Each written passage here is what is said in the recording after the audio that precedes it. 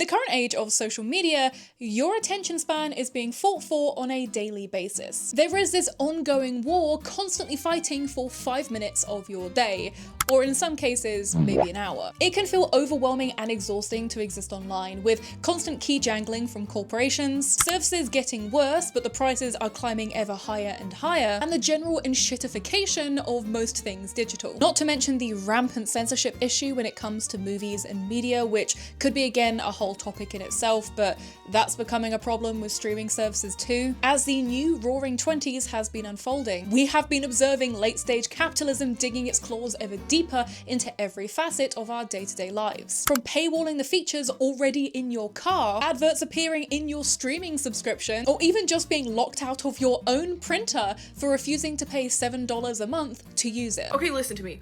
I just tried to print something from my printer that I own. My printer that I own, with ink that I purchased, and paper. And I can't print without a subscription plan. The concept of having to have a subscription plan to print in your own home from the printer that you own that already has ink and paper in it, they remotely shut off my printer until I paid $7.50 to print in my own home.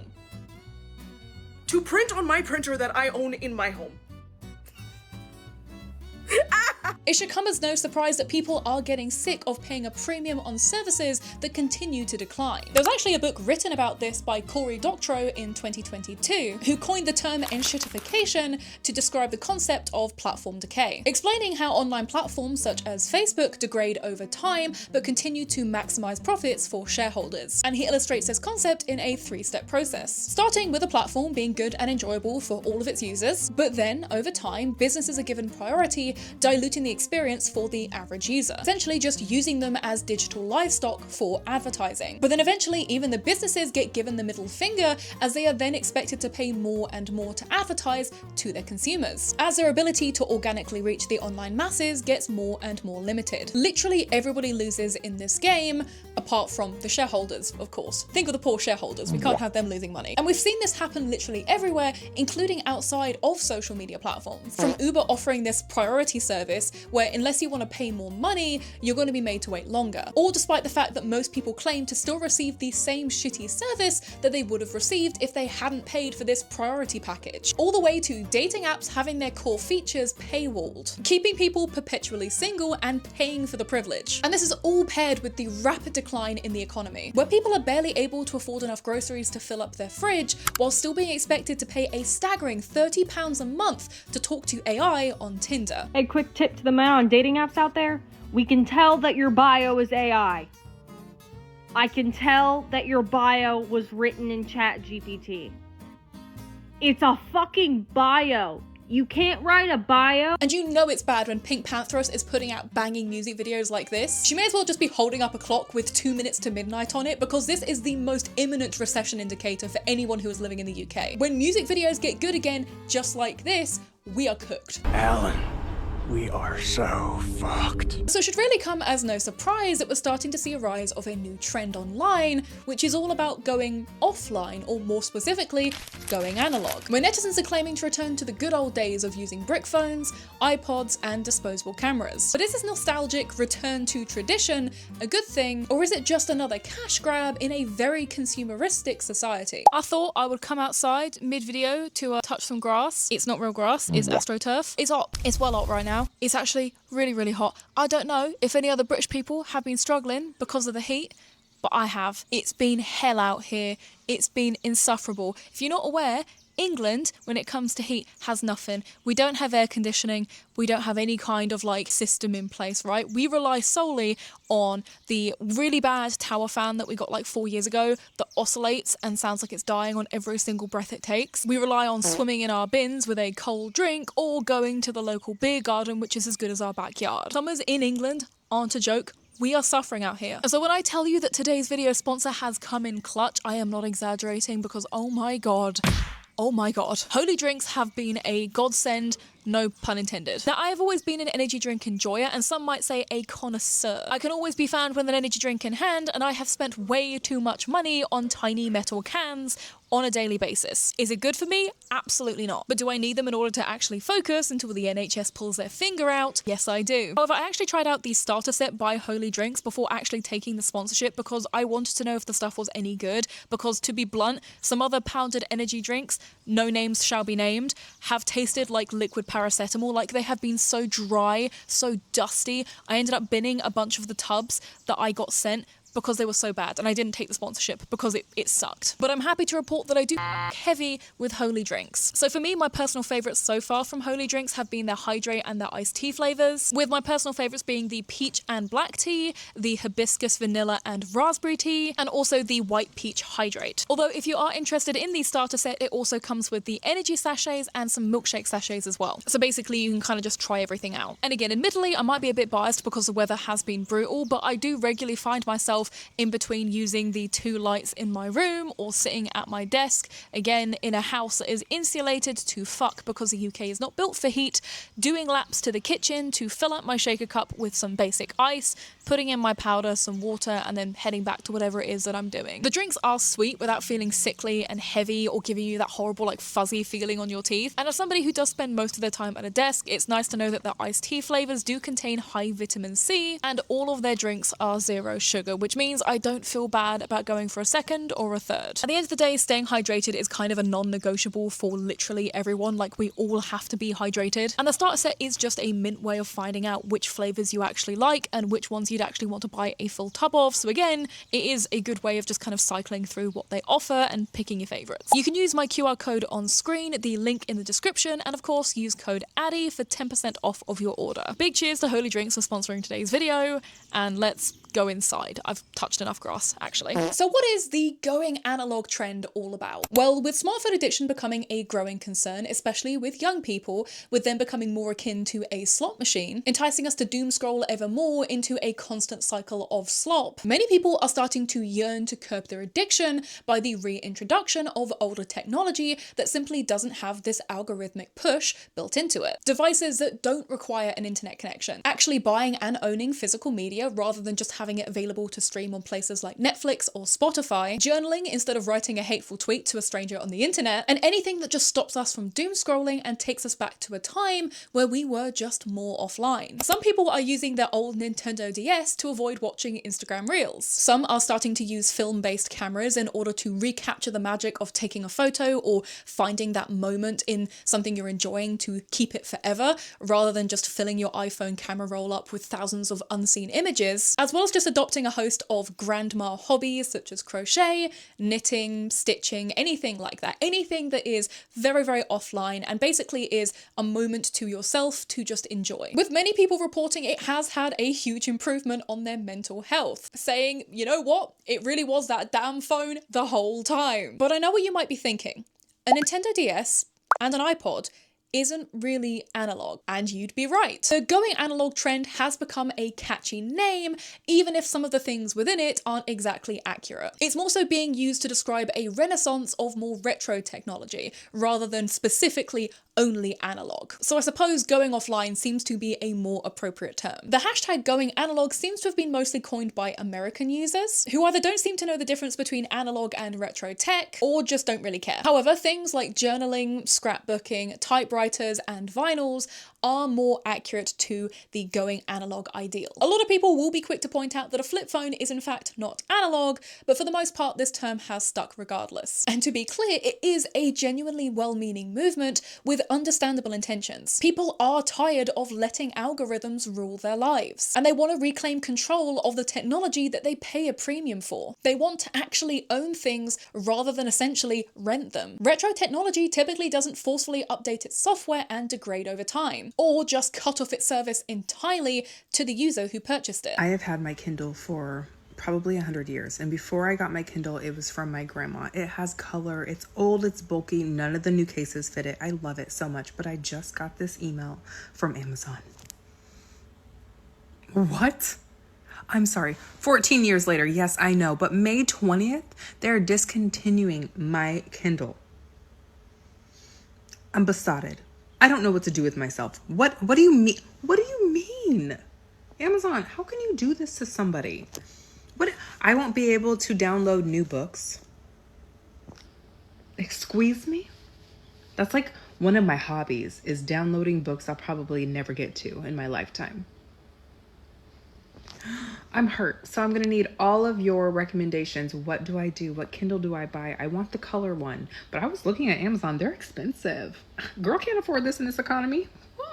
And please, please, please, please, please, please don't just buy another Kindle. We shouldn't just be rewarding companies with our hard-earned money because they are making the things that we purchase obsolete. Property that simply didn't need replacing or fixing. And in response to this, many people started to jailbreak their Kindles, freeing it from the software that was essentially bricking it, meaning that they could use their Kindle again. Not to mention the digital burnout that a lot of people are feeling when it comes to social media. Terms like brain rot, doom scrolling, and slop are part of commonly accepted vernacular when describing things like social media or modern technology. But is it any surprise that people are looking for a way to escape from that? Robin, who sometimes edits my videos, is someone who I personally know that has gone offline and is just generally enjoying her life away from social media and also just touching some grass. She originally actually told me about this trend and the pitfalls of it, which we'll get into later, but I asked if she wouldn't mind sharing her experience with it firsthand, and here's what she had to say. I stepped away from social media about 2 years ago, and to be honest, it was the best thing that I ever did. Having followers online didn't make me happy. It made me care more about performing life than actually living it. I've learned a lot by getting away from it all, and the biggest thing I found is peace. You can just log off, put the phone down, and go and enjoy your life. For me, I started getting VHS tapes from the charity shop and hosting a movie night for some friends because I thought it would be cute. It was warm and fuzzy, and it felt nice to watch something that can't be taken away by a subscription service. I definitely recommend finding ways to get off your phone. Just don't go crazy and buy a bunch of things that you won't use. And my friend Robin, who again helps with a lot of my content here on my channel, often comes with me to conventions to help medically because I have epilepsy, and so I feel a lot safer having somebody that I know and trust accompany me to situations that can be stressful and quite busy and overwhelming. And when I do see her for these events, she often tries to get me off my phone and into the more physical realm. And having taken some time offline because I've been pretty unwell, to be honest, it is quite nice being offline, actually. It's actually really normal and healthy, and it's quite important. So I guess, how can you go more analog in your own life? To some people, this goal is to completely remove the smartphone from your life and revert back to a more 1990s or noughties period of time. Whereas other people want to just set more boundaries between themselves and their phone, finding ways to exist with their phone, which is often essential to work in day-to-day life, without feeling reliant on it and completely dependent on it. Finding ways to bring back a sense of intentionality to their day-to-day. Things like journaling or even just reading books are very popular within this trend and movement, with many videos online of people participating in scrapbooking and showing how their scrapbook is progressing. However, of course, there is no right way of doing it. It's just whatever best suits you and your lifestyle. Here's how to actually be more analog in 2026. First, I want to say going analog isn't just about using your phone less. Living with intentionality is the goal, and a lower screen time is just a side effect. My number one tip for going analog in 2026 is to find your reason to do it. Whether you want to have more social connection in your life, or be more creative, or learn a new skill or hobby, or all of the above. When you have a goal in mind and you lean into it, a lower screen time will follow. It's hard to quit cold turkey on anything, so my advice is to be gentle with yourself and do it in a way that makes sense to you. Don't tell yourself to get off your phone and journal for an hour when you have never journaled in your life and you don't even think it's fun. That's simply unrealistic. To be more analog, take the path of least resistance. If your goal is to read more, don't pick up the book you think you should read. Pick up the book you know you'll enjoy. If you want to learn a new skill, don't stress yourself out over which class around you is the best one to take. Just find someone entertaining on YouTube that you enjoy watching. The internet has great resources, and if your goal is to just get off social media in general, then I see no problem with using it in a different way. Find your goal, take the easiest path, and do it all with intentionality, and the lower screen time will follow. However, for as well-meaning as this trend and movement is, and it is, it's also important to analyze the issues when it comes to the hashtag going analog trend as well. With countless videos posted online of people enjoying their new going analog life, it's hard to not feel a slight sense of inauthenticity seeing the same over-aestheticized videos again and again, talking about this trend whilst actively feeding into the algorithms to reward them for talking about it. For a trend that is all about going offline and withdrawing more from social media, it's kind of ironic how many people are posting videos feeding into this highly curated aesthetic, this very clinical, clean look that is very favoured and popular online. Videos almost feel like those fashion starter pack pictures, showing off their newfound analog life by incessantly taking pictures and videos on the very device that they're meant to be getting away from. Now, of course, it's very unrealistic to expect people to start using VHS videos to start spreading the good word or sending things via carrier pigeon to share the movement. Like, I get it, social media is the easiest way of reaching people globally, but understandably, many within the movement are expressing their frustration with this highly aestheticized view of what this trend is, when in actuality it is just a grassroots movement, it's a grassroots ideal of just removing ourselves away from consumerism and the pull of technology. Going analog is no longer synonymous with an offline existence. In 2026, it has just come to mean algorithmically friendly content that depicts offline activities. And if the goal is still just to rank in a feed and capture somebody's attention, does it defeat the purpose of unplugging? It's the internet's equivalent of the tree falling in the woods conundrum. But I want to offer a reframing as to why we have become so, as the writer Kate Lindsay coined, aspirationally offline. And I think it boils down to wanting to do things that require our full attention, but knowing how rare that has become. So let me break down my theory here. First of all, really interesting data just came out of a consumer tech research study, which shows that more than half of users are multitasking while they're using social media, meaning we are not just scrolling, we are scrolling and working, grocery shopping, even watching TV. It feels gross to admit, but for many of us, one screen is not enough. And I think the irony is that we are chasing a flow state where we are completely absorbed in a rhythmic task like knitting or reading or running, in which the outside world melts away because we are so present. But what we've habituated instead are disassociative states, where we sedate ourselves with a scroll, attempt to half-ass other tasks. And the key difference here is that in a disassociative state, time gets compressed instead of suspended, which means we wake up out of a stupor with no memory of what we consumed and feel like we lost an hour because we weren't really there. Personally, I don't really care what is and isn't truly analog. And I find it exhausting to police the motives behind content creation when it's clear that the dealer, i.e. the platform, always wins. If we take a step back, I think the crux of the analog movement that propelled it into recent trend territory is this very simple realization that devoting your entire attention to something, not 50% while you're chain-smoking podcasts and TikTok videos, to an activity of your choosing, is a blissful reprieve from the attention-usurping tech that grips us all. A lot of people who are going analog are very weary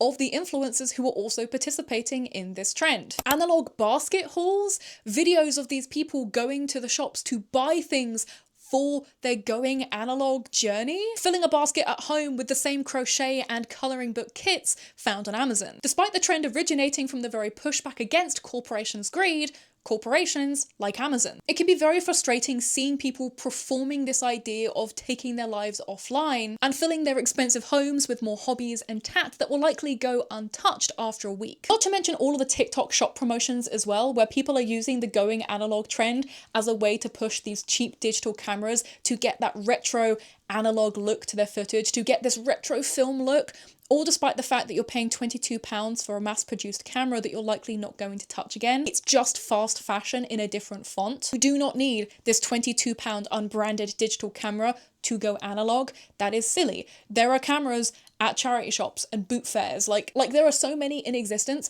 Why are we promoting and pushing more cheap tat?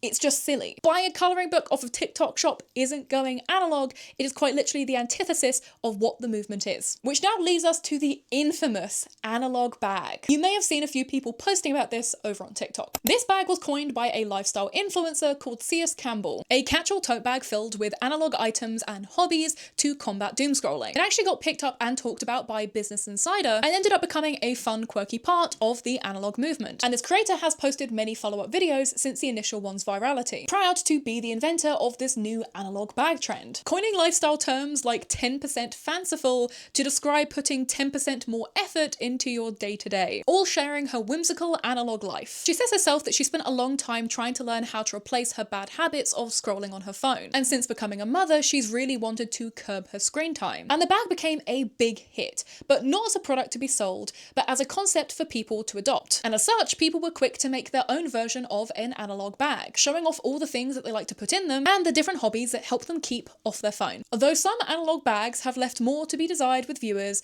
than others, sometimes coming across more like a what's in my bag rather than an analog bag. And of course, as always, it wasn't long for these videos to start having that sneaky little paid partnership label posted underneath them, where undoubtedly some of the items within these bags were just being part of a paid promotion. This camera I got off of Amazon. Oh, this coloring book I got off TikTok Shop. These pens that I got off of TikTok Shop. As well as the Amazon affiliate links and the commission-based marketing too. You too can get your very own analog bag with all of these cookie cutter hobbies that this influencer is trying to sell to you. With the brand Sula being the most common company to jump on this trend, with many influencers promoting them as the best option to curate your own analog bag. I mean, come on now, you can't put a price on going offline. And as I mentioned before, all of this just started turning the trend into another opportunity to run to the nearest store to curate this perfectly clinical and aesthetic idea of what going offline should be like, to join in a trend that looks clean, that looks whimsical,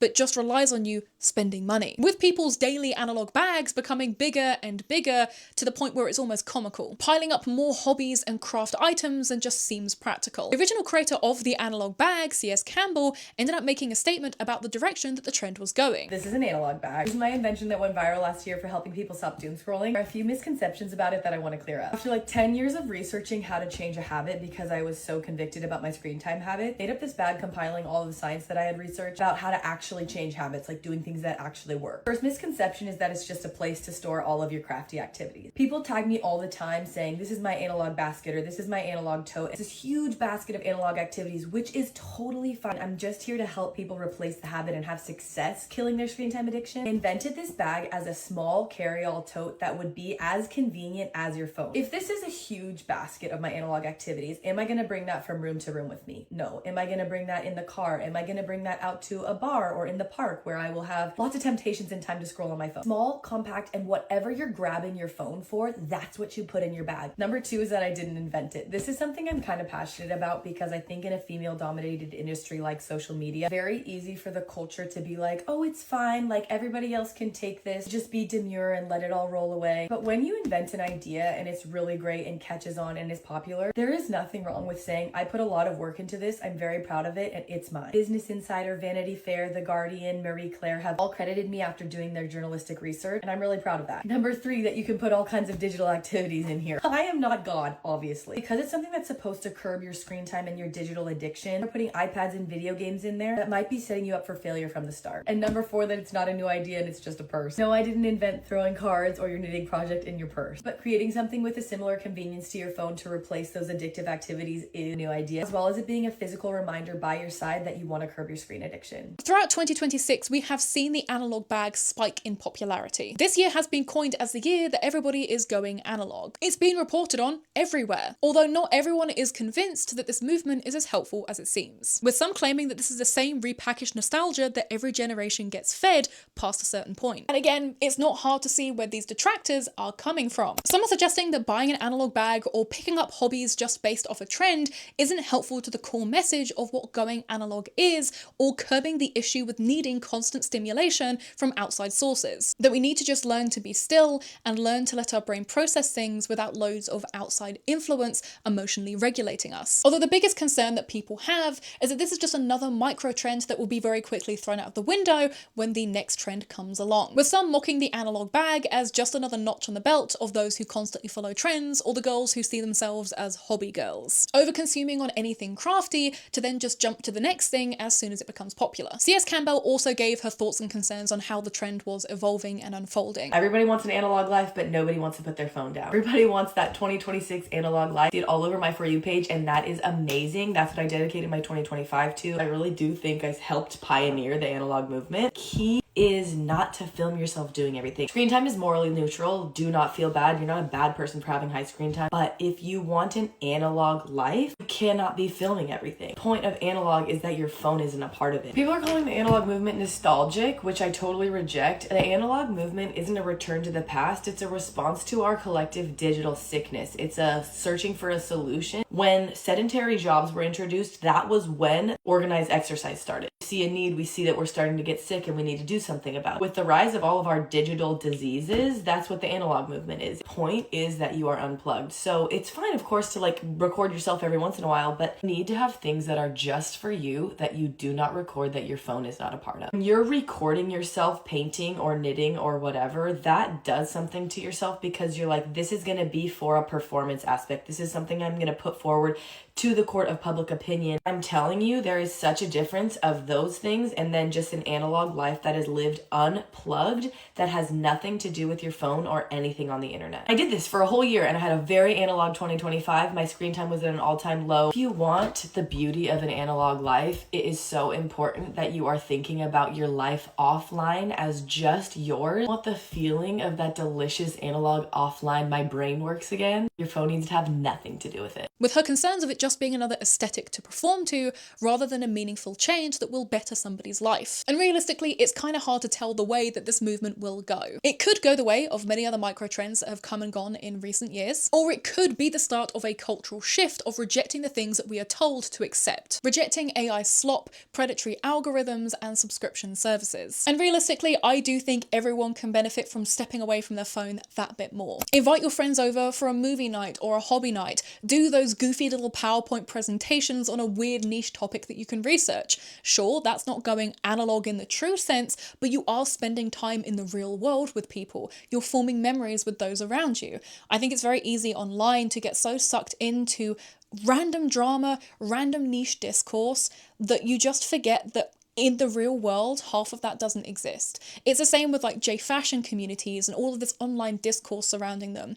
When you step out into the real world, you realise that the average person isn't a Jirai Maxer or isn't intent on policing how you wear a certain thing. Most people are just stoked to see somebody in alternative fashion. Like, so many of the issues and these takes are just chronically online. It's Pride Month at the minute. I've seen so many weird videos popping up about lesbophobia and biphobia, and so much of it just seems completely out of touch when in reality people are being killed for being trans. You know, like, we can all benefit from coming away from our phone and actually spending time with people that we care about, on things that we care about. Take a look around your house and see if you can find something that might replace an hour or two of your day that you would have otherwise spent just mindlessly looking at your phone. Write in a journal or make a cool thing for somebody that you love and care about. Whatever makes you feel good. And again, as always, please do tag me in anything you might be crafting or making whilst watching this video. I love seeing artists using my videos as background noise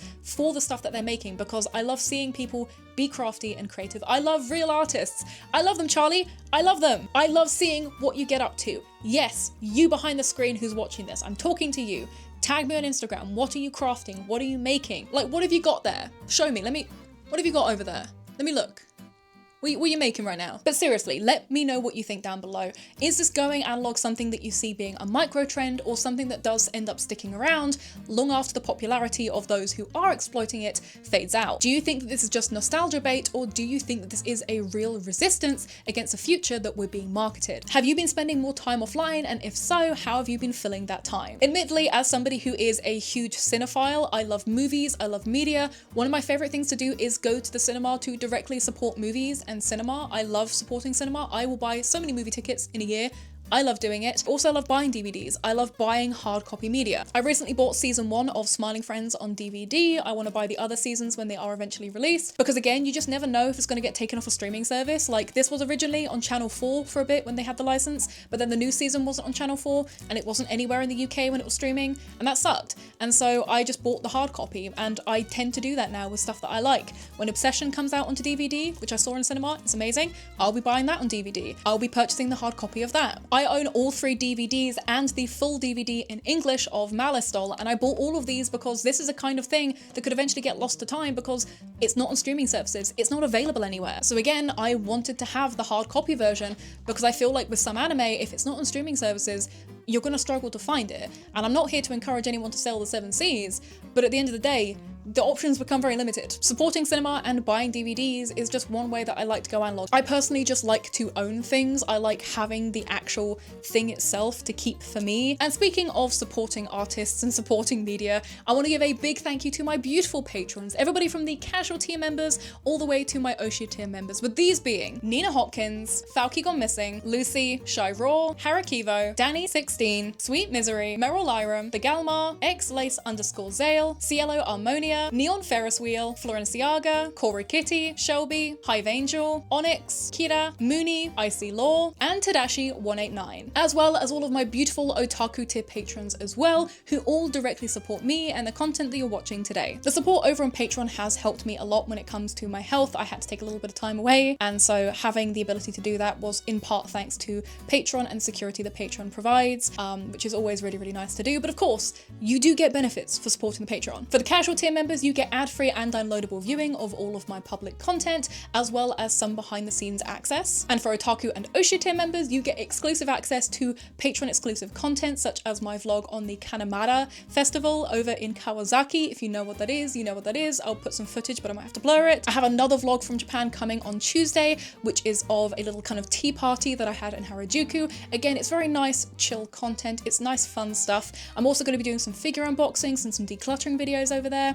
And I do have other plans for it, but again, I am having to move house soon. So I'm going to be very busy and stressed and sweaty. Again, the support of Patreon really does mean a lot. And there's loads of pre-existing content there as well, including room tours and collection tours as well. So you've got a lot of content to go and watch. You've got a backlog of content if you join today. But of course, as always, the cheapest and easiest way of supporting me and what I do and what I post here is by liking the video, sharing the video, commenting down below, saving the video, using the hype feature. There's a little hype tool. Use that hype tool, please. It helps a lot. And of course, hitting the subscribe button and the bell icon beside it to never miss an upload. Subscribing supports me, and it takes me closer to my goal of 350,000 subscribers by the end of this year, which I have no idea if we'll reach, but I'm optimistic. Now, as always, it is time for the end of the video outfit check and some of your amazing fan art. Until the next video, bye! Hello, it is me, and it is time for the end of the video outfit check, and I'm getting really, really warm and overheated in this jumper, so let's make this quick. So on my head, we have my goggles. You've seen them before. These are an AliExpress classic. I got them back in like 2020,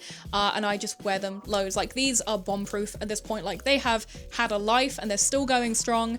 We don't be throwing things away unless they're broken, so she is going to be around for a long time, I fear. But we got the goggles on my head. Then for my necklaces, we have my Named Collective choker, and then we also have my Vivienne Westwood Blake Tooth locket here, and this crucifix. And then this baggy distressed jumper is a really old piece by Galfy. I got this using JP Fans, which is like a proxy shipping service that I work with very often, and this is just like one of my favorite jumpers at the minute. Like, it's so cozy, the quality is so good. Again, older items really do be lasting because this is old, very well loved before me, and yet she's scrubbed up nicely and she's in great condition. But I love this jumper. I just think it looks really nice. It's really comfy and cozy. But yeah, this is an old Galfy piece. It does have a little print on the back as well. And then for trousers, I'm literally just wearing this old pair of Bershka jeans that I got in TK Maxx like 5 years ago. They've got a hole in the crotch that I need to repair, but otherwise they're very comfy, they're very baggy. So again, just got those on because comfy when filming. And that is today's outfit. Thank you as always for watching the video, and I'll see you in the next upload. Bye!